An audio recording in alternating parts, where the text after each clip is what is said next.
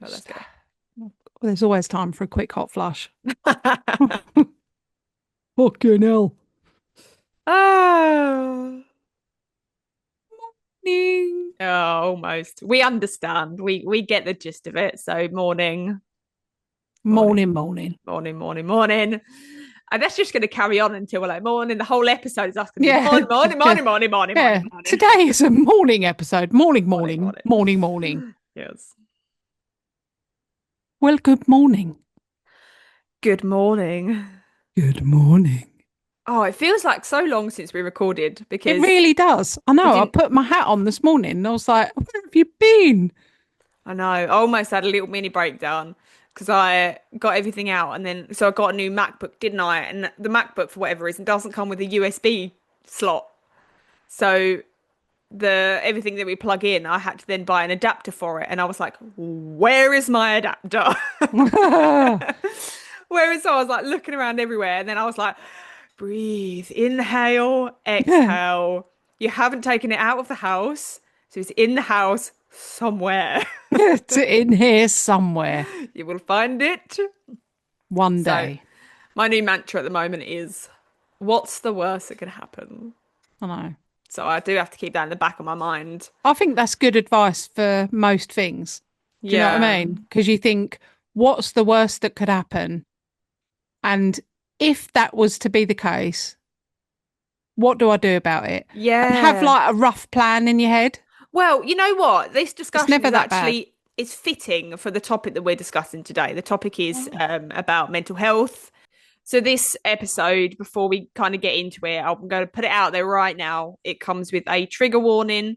Oh. It does discuss a topic of suicide quite in Oh. depth, and I'm sure we've all every single person will have been affected by this topic, which is Okay. why it's important to cover. Yeah, let's talk about it. Let's talk about it, man. Let's talk about it, and that's what we're doing today. So that is that. So before we get into the nitty gritty, Also, before we let's. get into that, I just want to say, because I was talking to someone the other day about marketing, and I said, how can we better market the podcast and get ourselves out there? Because the people that know about us seem to really like us and listen. And he said, are you saying on every episode for people to subscribe? And I said, no, we actually very rarely say that. And he said, well, you should. You should say that. So I'm not going to do it in every episode. But if you are listening to our podcast and you like it, please, please, please have a serious think about subscribing. It's only $5 a month and you get all full access to the website. You get, the members area. You Additional get episodes. additional episodes, case files, games, quizzes, information, videos that we don't post anywhere else other than on our website, like FBI interviews, things like that. You get full access to all that. And it really, really, really, really makes a difference. We get a load of downloads every day, every week, every month. And if at least even half of those people that listened and tuned in every week, if at least half of those subscribed, it would make a massive difference to the content that we can put out there. So just all I'm asking is that you take a minute and think about whether or not you could afford $5 a month. And if you could, we would be forever grateful. Yeah, Thank and you. if you're in the UK as well, don't be put off that it's dollars. You know, it converts. You can still subscribe, and it's something like £3 or something Yeah, it's like £3 50. 20 or Yes, something. I don't know. it's But not a yeah, lot. it's $5, which is £3 something. So it's not a massive amount.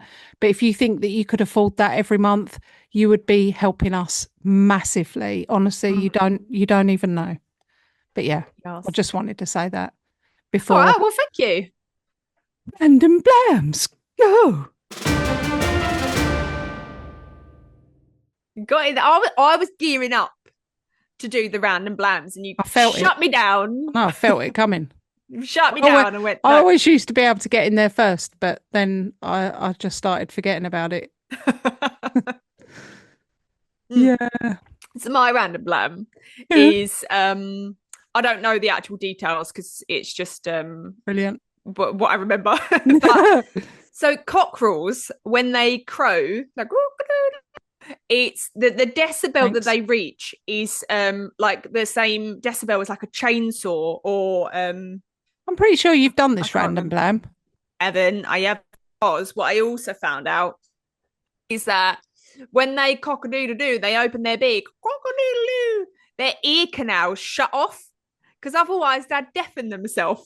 Yeah, you have done this one. So sharp, have I? You have 100%. You've done Oh, it. all right. Well, you go then while I find another one. All right. Well, I've got two. One is that I just thought you'd all like to know that I fell off my bike this week. Talking about mental health, going out on my bike is absolutely the thing that brings any anxiety and upset and worry, anything like that, brings it right down. And my mum always used to say to me, she didn't appreciate me riding motorbikes, but she did used to say to me, when you feel anxious and you feel upset, do something that makes you happy. And I was like, yep. Yeah. So I've always followed that. So when I'm feeling anxious and the sun's out and nobody's home, I think, do you know what? I'm going out on my bike. But it wasn't a bad fall. I was going really, really slow. I had to ride through this little stream. And to be honest, I didn't realize that there was like polished stone underneath this stream because it's like it's a fjord. So it's a Oh, little stream that goes across the road. yeah. But yeah, I thought it was just like the rest of the road and it was just kind of tarmac, whatever. But to be on the safe side, I went really, really slow. But yeah, as soon as my wheels touched that polished, slimy stone at the bottom, I was like, whoopsie, and Did came you get off. wet? Did you go into the Do water? you know what? I did. My feet did, obviously, but Oh, I didn't because I was going that slow. As soon as I felt it go, I thought, oh, this is going. And it's a heavy bike. And I thought, it's yeah. going, it's going. So I kind of just stood up.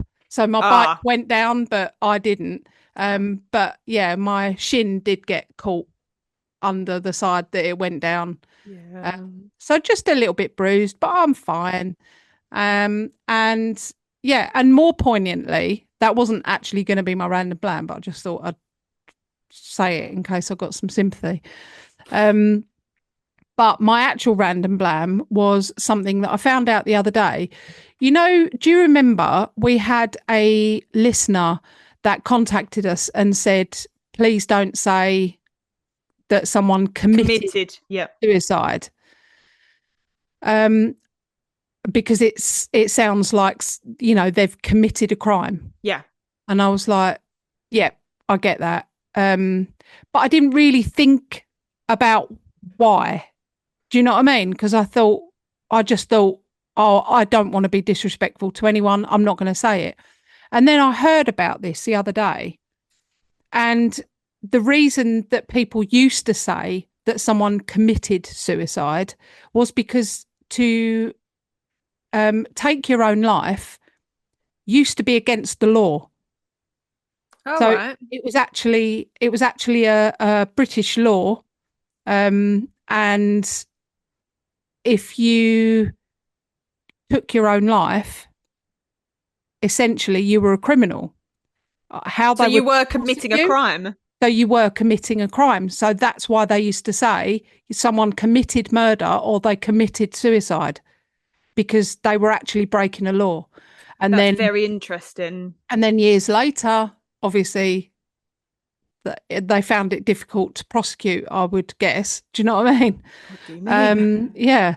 So yeah, so then it wasn't a crime to take your own life. And yeah, so that's why people that's why Wow. we would know it as committing suicide. Yeah. They were actually breaking a law. Oh, I like. I mean, I don't like that one, but that's very interesting. Yeah, yeah. Very, very interesting. Yeah, Well, thanks. my newfound random blam, ignore the chicken one, Uh-huh. was that so me and Hayley were watching a documentary and it's called Nature's Greatest Giants, and they autopsy giant animals. And we watched the Oh, whale one. oh. And whales have got little hind legs inside Shut the inside their hell up. blubber.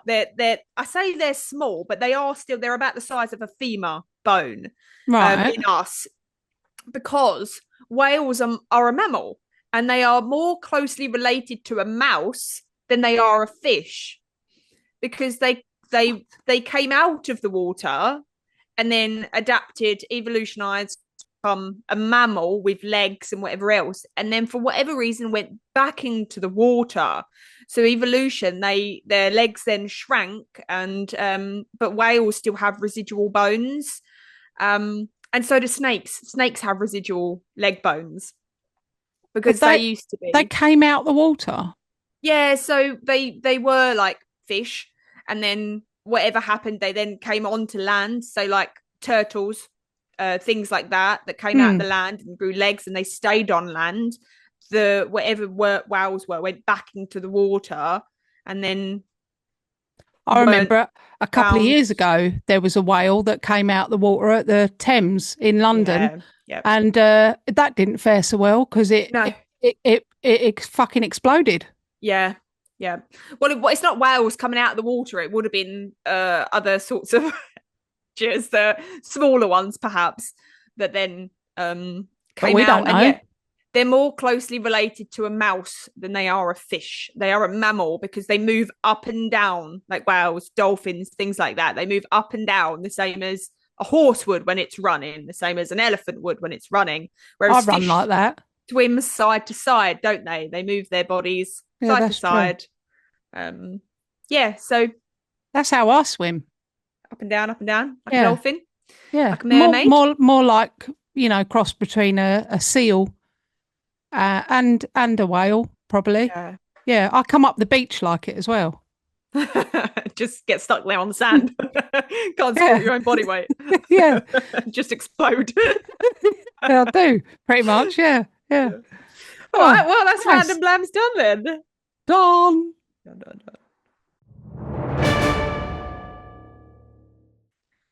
Right, so let's get cracking. So the last week's episode was an previously released blam. But before that, we had quite a nice, light-hearted conspiracy theory episode. Oh, We like to yes. cover these heavy topics, but then we also like to lighter side of things, so it's not all dark and dreary. We're not just true crime. We like to cover the things that really perplex us. And Yep. this topic, as I mentioned, is I called it another Sarah special because it's the episodes that I cover, isn't it? Those sorts of uh, deep episodes that kind of get you right in the feels, and they really make you think and consider things. Mm. And it's a topic that, again, like I said, it will have affected everybody out there, but it is a topic that we shouldn't shy away from. And I think previously it is a topic that we have shied away from. Mm. And this is, I understand if it's triggering for some people, but it's very important to listen to. It has a very important message, and I hope it reaches many, many, many, many people. Many, many, many people. So this is a survival story, unlike any Nice. of the others that we have told. Really? And the best person to tell this story would be the person that survived. And he does very openly share his story, and that is his job now. But we are just a very small podcast, and we don't have the means to get the man himself here. So I will try my best to do it justice and to speak his truth. And if he ever listens to this episode, if this episode ever reaches his ears, I hope he doesn't mind me telling his story. I'm sure he would. Today, I hope not. But like I say, it's his story to share, and he does share it openly. But his job now is to get his message out there, and I hope that he considers me, doing that on his behalf. Hmm. So today he is a storyteller. He's a best-selling author, global public speaker, and an award-winning documentary filmmaker. But back in the year 2000, at the age of 19, he decided to take his own life. So this is the story of Kevin Hines.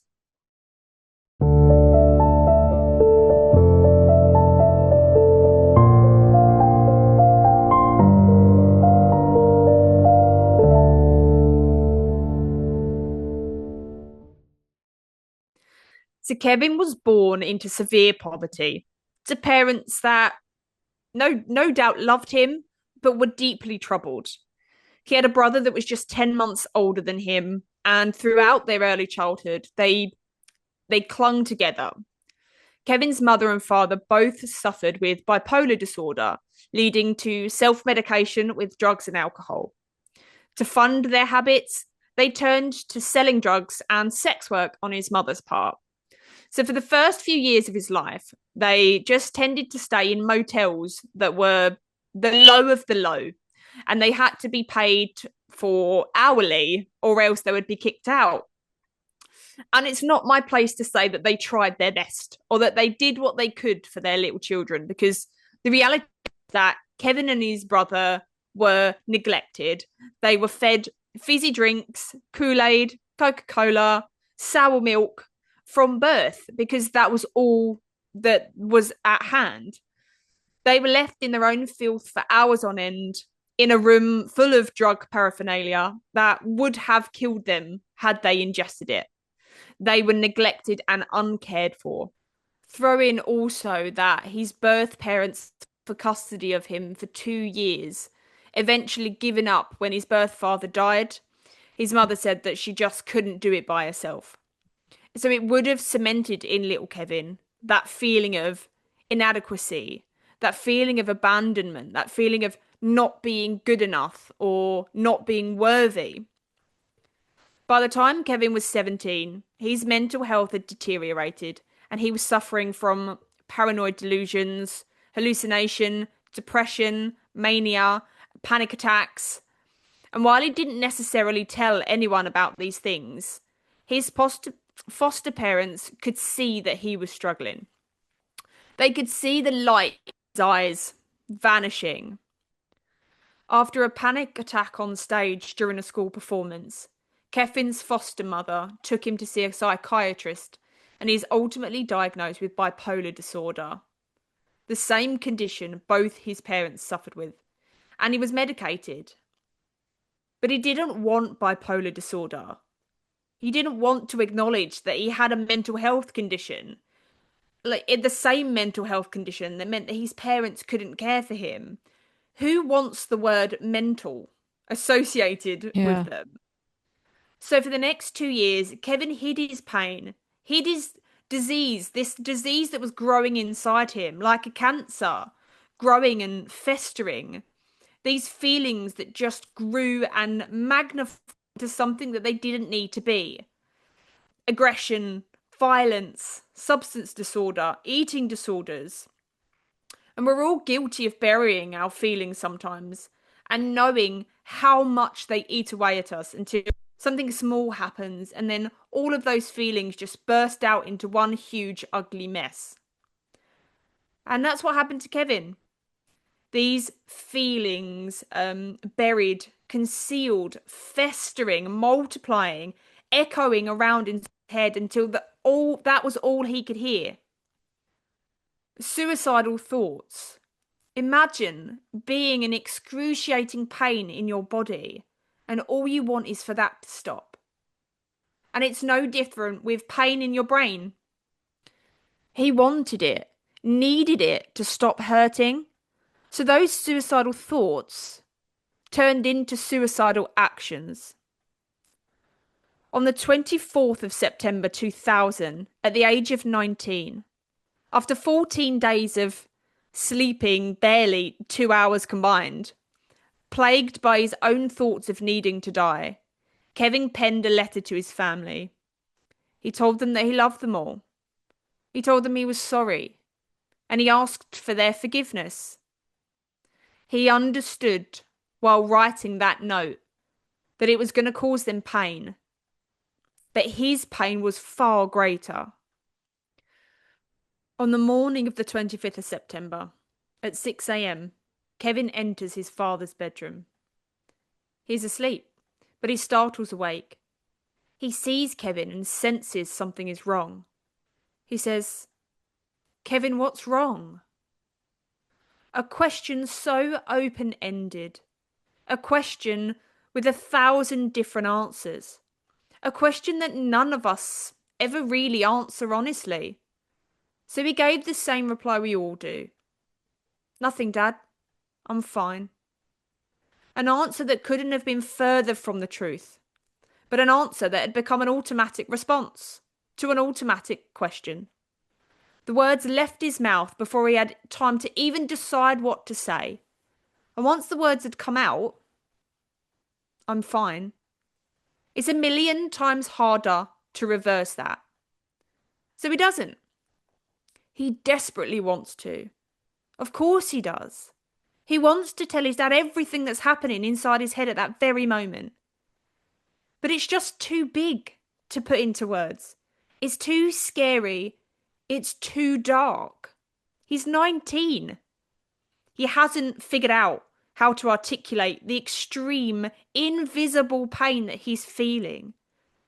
Had the spreading disease inside his brain that is mental health been visible on the outside of his body, it would have been easy to show the world, to show his dad in that moment. "Kevin, what's wrong?" "My arm is in pain, look." "Jesus Christ, that looks incredibly painful. How have you been walking around with that? Let's take you to the hospital and get you some treatment." But that's not what happens. "I'm fine, Dad. I just want to tell you that I love you." And Kevin's dad says, "I love you too, but it's 6 a.m. Go back to bed." And he closes his eyes and goes back to sleep. But Kevin doesn't go back to bed just yet. He sits on the floor beside his dad's bed, his head in his hands, rocking back and forth. He desperately wants to tell his dad, but the voices in his head are just too loud. They're telling him this is the only way to stop all this pain. The darkness overpowers the light, and the voices win. He just doesn't have the strength anymore to combat the negative thoughts. At 7 a.m, Kevin goes back to his bedroom. And at 7:30, his dad, now awake, goes in to check on him. He knows something's wrong, and he says, "Kev, what's wrong?" "Nothing, Dad. I've got college." But his dad says, "Don't worry about college today. I think you need to be with me today. I'm worried about you. Come spend the day at work with me." "I can't, Dad. I've got City College." Okay, well, we'll go to the beach. Let's go to the movies. Kev, let's do something together. I feel like you need me today." But Kevin says, "I can't, Dad. I've got a maths test." Another lie. And as much as Kevin absolutely did need his dad that day, he just couldn't say the words. He just couldn't get them out. Had his dad said the words, "Kevin, are you thinking of killing yourself? Kevin, are you having thoughts of ending your life? Kevin, have you made plans to take your life?" A direct question. A yes or no question. A question that didn't require a ton of words to put into a sentence for someone else to understand. Had he asked Kevin one of these questions, the day may have gone differently. So his dad says, "Okay, Kevin, I'll tell you what, I'll take you to college." So he drops Kevin off and says the same thing he does every day. "Kevin, I love you, be careful." And off he went, leaving Kevin alone. And Kevin went into City College. Kevin went into the dean's office and he dropped all of his classes. No questions asked. And then Kevin got on a bus that would take him to where he wanted to go.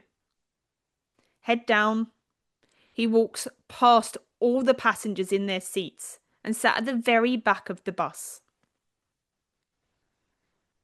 He starts to softly, silently cry. It gathers momentum, and he starts to cry loudly, obviously, until his whole body is racked with big, shuddering sobs that he just can't control. He's inconsolable, his thoughts unstoppable, agonizing. He starts to shout at the voices in his head to get them to stop, to quiet them. Leave me alone. Why do you hate me so much? What have I ever done to you? He's making a scene, and people turn to look at this young man, sobbing and yelling. He's desperate for just one person to reach out, to notice his invisible pain. Perhaps they are concerned for him. Perhaps they're concerned for themselves. Perhaps they just don't care. The bus pulls up to its last stop. The Golden Gate Bridge car park. And all the passengers disembark. Except for Kevin. He sits a while longer on the bus, praying for one last opportunity for help. He's hoping the bus driver notices him. Hoping that this person cares enough to notice his invisible pain. And the driver stands up and sees Kevin and says, "Come on, kid, you've got to get off the bus. I've got to go." So Kevin gets up, his face soaked in tears that are still leaking out of him. He's broken. He walks up to the bus driver. They're eye to eye, and the bus driver just motions for him to exit. He doesn't care. The other 100 people on that bus didn't care. It's 10 a.m. and he walks the 2-mile stretch across the Golden Gate Bridge walkway, pacing back and forth. On average, the Golden Gate Bridge hosts over 1,000 pedestrians per hour. Today is no different. Hundreds of people walk past Kevin as he sobs, pacing and agitated, clearly and obviously distressed. Bikers, tourists, runners, even police officers jostle past him. But no one cares. After 40 minutes of pacing back and forth, fighting these thoughts in his head that told him no one cared, told him that he needed to die, told him to throw himself off the bridge, a woman approaches him. Finally, someone has come to help him. Someone can see his invisible pain. And she reaches out a hand to him and says, "Will you take my picture?" Oh. She's a tourist. She is at the Golden Gate Bridge on her holiday, posing as Kevin takes pictures of her. She's happy, smiling. She's here to create happy, lasting memories and wants to capture it on camera so that she can always remember this moment. Meanwhile, Kevin was here to die. What a juxtaposition. All Kevin wanted was for his pain to end, to stop, while she wanted her happiness to last forever. His brain was right. No one cared. And he was surrounded by hundreds of people, some standing right next to him. And his brain gave him one final command. Jump now. And he did. Oh. Kevin didn't shakily climb over the guardrail. He didn't stand on the edge hoping to be convinced to change his mind. Kevin grabbed that guardrail with both hands, a safety rail about 4 feet tall, and catapulted himself over the safety railings of the Golden Gate Bridge. The Golden Gate Bridge was constructed in 1937 as a connecting route between San Francisco and Marin County. It crosses a section of the Pacific Ocean that was treacherous to cross by boat. It has strong and swirling currents, and at its deepest is about 113 meters. Oh. The Golden Gate Bridge stands around 70 meters above the ocean, 230 feet, taller by 10 meters than the Eiffel Tower is high. The Golden Gate Bridge is one of the most common suicide locations in the world. Since its construction, over 1,700 people have been confirmed dead after jumping off the Golden Gate Bridge, a number that is probably significantly higher. The reason most people choose this location is because the fall is around 75 meters, 245 feet into deep, ice-cold water. Jumping from that height into water is like hitting concrete. The fall is most certainly fatal, and if it isn't, most people are seriously injured and die by drowning or hypothermia before help arrives. The moment Kevin's hands left that rail, the millisecond his legs cleared that barrier, his brain cleared. He didn't want to die. He just wanted his pain to end. He had just made the biggest mistake of his life, and it was too late. He'd instantly regretted what he'd done. Falling more than 25 stories, travelling at a speed of nearly 80 miles an hour, the fog that hung over the surface of the water stinging his face like shards of glass. It took 4 seconds before Kevin hit the water. Feet first. In that time, he prayed for God to save him. At that height, at that speed, the water molecules don't have time to move out the way. They don't have time to displace. The water is rock solid, but only for a second before it creates a vacuum and you are pulled down. Upon hitting the water, the force on the bottom half of his body travelled upwards and exploded his T12, L1 and L2 vertebrae that were in his lower back and tore his spinal cord, keeping only 2 millimeters intact. Kevin plummeted down 70 feet in the water, the height of a 6-story building, the height of 13 people stacked on top of one another, with just one breath that he had in his lungs. When you hit the water at that speed, it's not just a case of going straight down and then coming straight back up. The current was pulling him, flipping him. He had no idea which way was up. Even with his eyes open, stinging, he couldn't see anything. He tried to kick his legs to propel him to where he thought the surface was, but they were useless. Too damaged. Kevin was drowning. But he had one singular thought in his head. A thought that was the complete opposite of the thought that had just made him jump. Kevin wanted to live. If he died now, no one will know that he knew he made a mistake. If he died now, no one will know that he regretted his actions. If he died now, no one will know that he didn't want to die. So he pumped his arms as fast and as hard as he could, and he could see the surface. But he didn't have any air left in his lungs, and he knew he was going to die. But miraculously, his head broke the surface of the water, and he took in a huge lungful of air. His brain, trying to get to grips with what just happened, he thinks for a second that it can't possibly be real.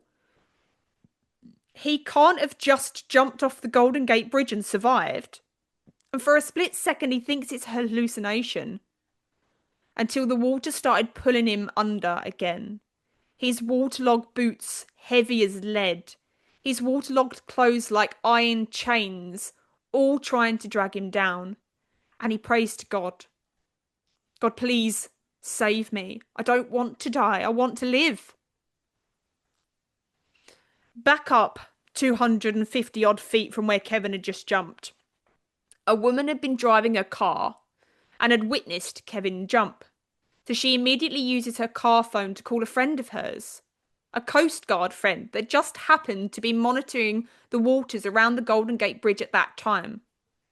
It's now a race against time to reach Kevin before he drowns. So he's doing everything in his power to keep his head above water. But the current is strong, his clothes are heavy, and his legs aren't working. But he doesn't want to die. And just when he thinks he can't hold out much longer, something begins to circle beneath him, and he thinks, Jesus Christ, I've just survived jumping off the Golden Gate Bridge and now I'm going to be eaten by a shark. Oh my God. But it was no shark beneath Kevin. He would find out later that it was in fact a sea lion. Oh. And the sea lion circled beneath Kevin, keeping him afloat and alive until the Coast Guard boat was able to reach him. They pulled Kevin out of the water and onto the boat, laid him flat, strapped him up and put a neck brace on him. They were astounded that Kevin was not just alive, but conscious, talking. The Coast Guard, Marcus Butler, had pulled 57 bodies out of the water during his career. Not a single person alive. 99% of people that jump from the Golden Gate Bridge never get another chance. They never get to tell people their story. They never get to tell people whether they regretted jumping.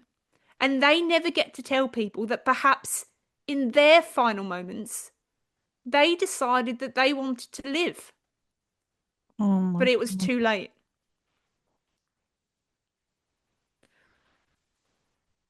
The point of this episode is to shed light on this topic, to reach anyone that might be struggling, as Kevin was struggling, and to say, suicide isn't the answer.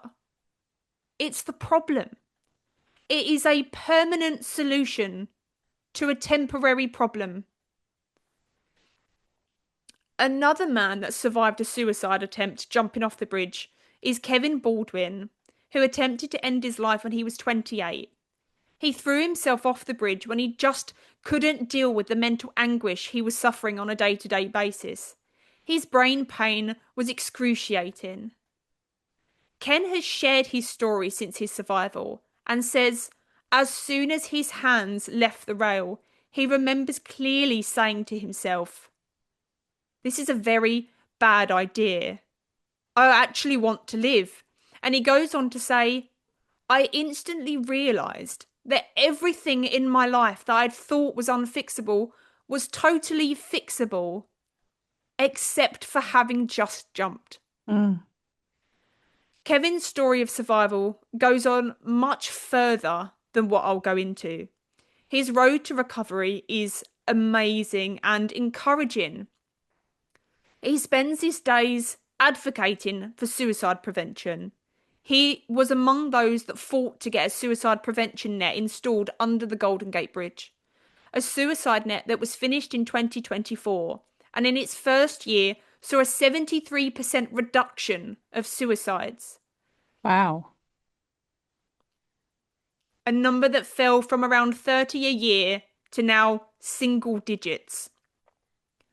Kevin has filmed many documentaries, one of which is called The Ripple Effect, which details the impact of suicide on everyone. It estimates that on average, 115 people will be affected by one single suicide. 115 people that person thought didn't care about them. Kevin said while on that bridge, his brain told him the biggest lie that it has ever told him. It told him that absolutely no one cared. But that is never true. But what Kevin's story highlights is the need for more empathy, more understanding, more time for people who are struggling with their brain health. Kevin came into contact with over 100 people during his crisis. 100 people that saw how upset he was, saw how broken he was, and no one reached out. While Kevin survived his suicide attempt, he is by no means fixed. He suffers with repetitive suicidal thoughts. And when he's feeling that way, he reaches out to anyone and anywhere. He recognizes now that he doesn't want to die and asks for help. I need help now. Those 4 words are all he says, and he will say them to anyone until he can get the help that he needs. This episode has had a huge impact on me because I have very openly admitted that I've never understood mental health. I have never understood depression and suicidal thoughts because I'm lucky enough to have never felt that way. But by listening to Kevin speak about his own story, the need for a change of title in what we all know to be mental health to become brain pain, because that's easier to understand. After Kevin was pulled from the water, a team of skilled surgeons saw the physical injuries done to his body, the physical pain that he was in, and they set about fixing it immediately. Imagine if they had seen the invisible pain that he was in and the invisible injuries in his brain. Imagine if they had set about fixing those quite as quickly. No one wants the word mental in their diagnosis. If you're suffering with brain pain and suicidal thoughts, I hope this episode has helped you see that suicide isn't the answer. It's the problem. Statistically, a vast majority of people who survive a suicide attempt do not go on to die by suicide, and many express regret or relief at surviving, often feeling snapped out of their despair. Studies indicated that roughly 90% of those who survive a suicide attempt will not die by suicide later. Kevin has plenty of podcasts and interviews that you can watch that go further into his story of his recovery, and it is definitely one to listen to. But I wouldn't do it justice. He is an amazing human being, and the world is a better place with him in it. And the world is a better place with you in it. So I've got some statistics that I'm just going to read quickly. Men account for approximately 4 in 5 suicide deaths. The male suicide rate remains significantly higher than the female rate, with rates often peaking in middle-aged men. Roughly 200 school children die by suicide annually in the UK. In 2022, there were 17 deaths by suicide among 10 to 14-year-olds in England, and 168 deaths among 15 to 19-year-olds. Suicide rates for 15 to 19-year-olds in England reached their highest levels in 30 years. Because it's become the way out. It's become the only option when we're feeling down, when we're feeling sad, when we're feeling depressed. But it's a case of not wanting to feel that way anymore. Yeah. Not wanting to live. And I think that's the distinguishing factor that people need to keep in the back of their minds, that whatever you are feeling, whatever you are going through is temporary. Yeah. Suicide is permanent. Mm.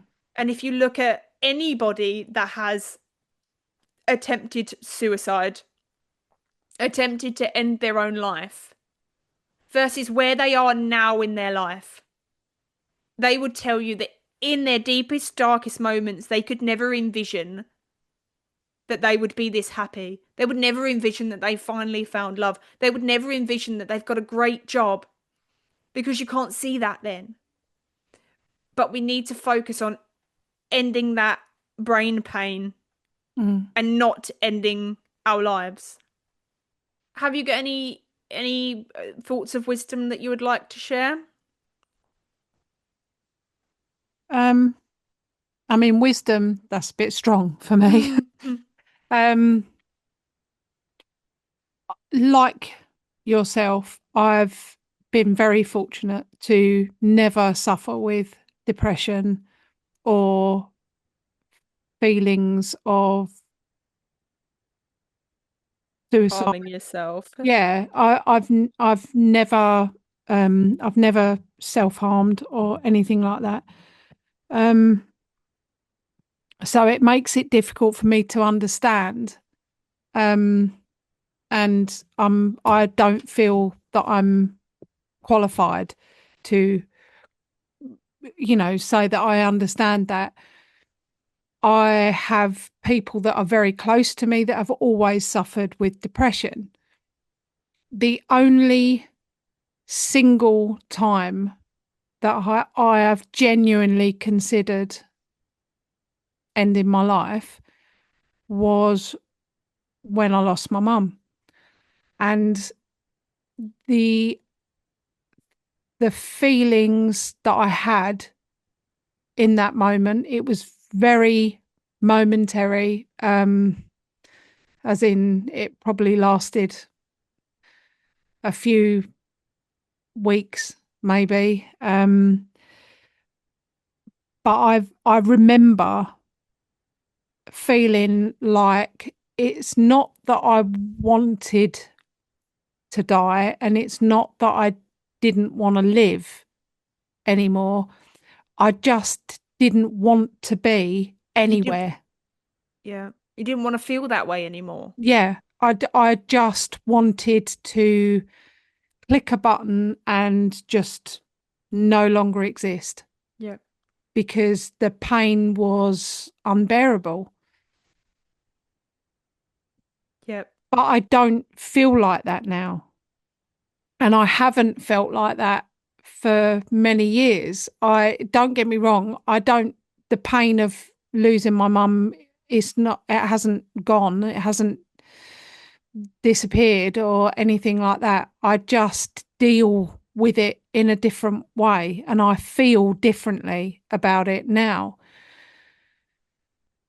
But if I'd followed through with that, I would never have had all the all the nice times that I've had Hmm.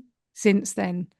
So yeah, it is absolutely true. It's like we can't say how long, if you are feeling like that, we can't say how long that you're going to feel like that, but you might feel better tomorrow, or you might feel better in a year's time, or 10 years time. I don't know.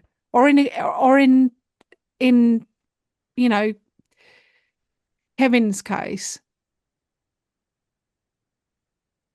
literally that next second, you might think, oh, wait a minute, I actually don't want to do that. It's so fleeting. It's so temporary.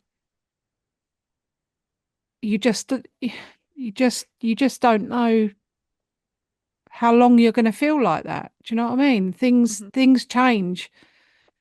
Tomorrow could be a completely different feeling for you. Hmm. Because it definitely was for me. That's the only time in my life that I've ever felt that low where I've seriously sat down and considered it and thought I actually don't want to be here anymore. But things change, Yeah. and when I was at my absolute lowest, literally, and I mean this is 100% true. The next morning I met Claire. And I started speaking to her and I thought, all right, I'll give it another day. I'm just curious about this. I'll stay for another day. And then that then became I'll stay for another week. Hmm. I'll stay for another month and see what happens. And then you just find Here you are now. yeah, you find that you're, you know, years down the line and everything's different and everything's just a little bit better. Yeah. We've got sort of like helplines and things like that on the website. We've got, Yes. so if you're not in the UK, if you're in America, wherever you are, we've got the details on who you need to contact, or who you Mm, can contact if you need to speak to anybody, if you need any help. yeah. Um, And also there's several places on our website where you can reach out to us. yeah. Not that we can give you any like serious Hmm. advice, but we are someone that you can reach out to Absolutely. 100%.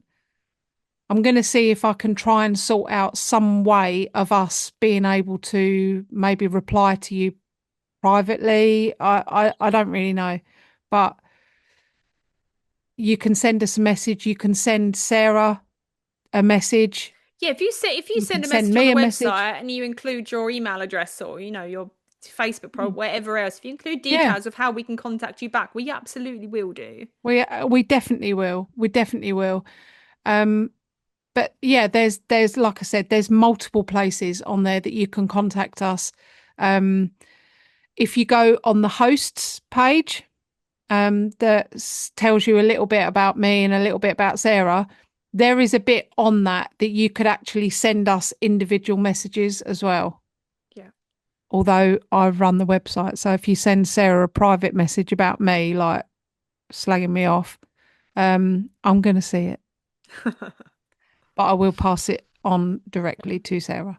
But yeah, so like if you're listening to this and you just need someone to reach out to, go on our website, perplexpodcast.com. We are there for you. Absolutely. And we love you, everybody. We do. We do. We have a lot of love Yeah. for all our listeners. And people care about you, and you are enough. Mm, And that's where we will end today. yeah. We love you and we'll see you next week. But Bye. that might be it for today's episode. But if you fancy even more weird and wonderful episodes, Head over to perplexedpodcast.com and become a Blamley member for just $5 a month. you'll get an extra episode every month, plus loads of juicy bonus bits, like really in-depth case files. All the links are in the show notes. Come hang out with us on socials too. And don't forget to follow the show and drop us a cheeky review. Until next time, bye. Bye.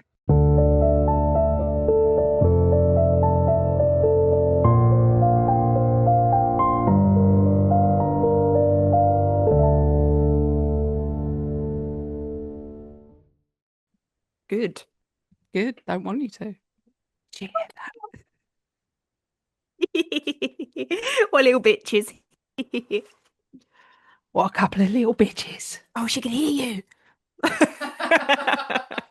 Dickheads.